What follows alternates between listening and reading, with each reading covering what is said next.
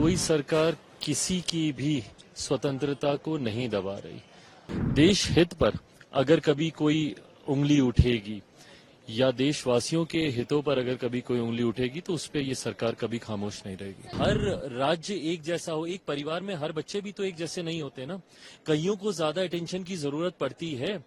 बिहार पिछड़ा राज्य है, ये बात किससे छुपी हुई है? कोई सरकार किसी की भी स्वतंत्रता को नहीं दबा रही।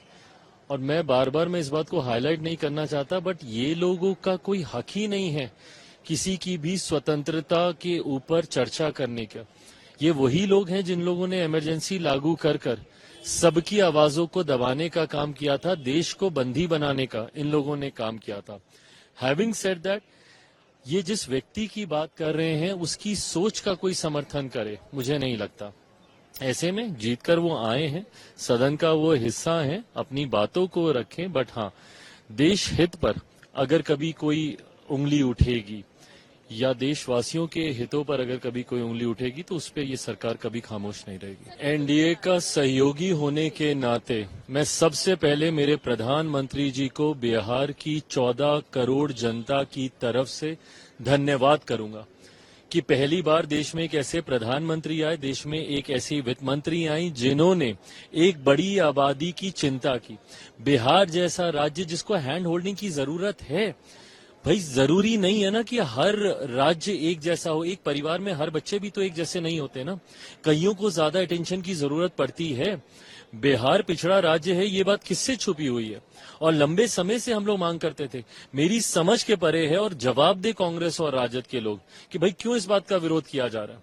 आज अगर बिहार को अगर हैंड होल्डिंग की गई है, बिहार के लिए अगर सहूलियतें दी गई हैं, तो इस बात से राजद और कांग्रेस के लोग किस मुंह से जाएंगे? ये लोग अभी अगले साल ही बिहार में चुनाव है, किस मुंह से जाएंगे ये लोग बिहार में वोट मांगने? और ये वो राज्य हैं जिनकी लंबे समय से मांग रही है। हम लोग लंबे समय से विशेष राज्य के दर्जे की हम लोग मांग करते रहे, बट हम लोग इस बात को भी जानते हैं कि जो प्रावधान है आज की तारीख में, संभवतः उसके तहत तुरंत हम लोग को स्पेशल कैटेगरी स्टेटस नहीं मिल सकता है। पर जब तक नहीं मिल सकता, स्पेशल पैकेजेस भी तो मिलने चाहिए। कांग्रेस की अपनी खुद की सरकार थी ना, क्या किया इन लोगों ने 2004 से लेकर 2014 तक? जब तक ये लोग यूपीए की सरकार में, जब मनमोहन सिंह जी थे, उसी सरकार में इन प्रावधानों को भी समाप्त किया गया ना कि अब किसी राज्य को विशेष राज्य का दर्जा नहीं दिया जा सकता। क्यों इन प्रावधानों को समाप्त किया गया? और आज किस मुंह से ये लोग मांग रहे हैं कि भैया विशेष राज्य का दर्जा दिया जाना चाहिए, जबकि आप ही की सरकार ने, आप ही के प्रधानमंत्री के दौरान इन प्रावधानों में बदलाव कर किसी भी राज्य को विशेष राज्य का दर्जा नहीं दिया जा सके, ऐसे कानून बनाए गए।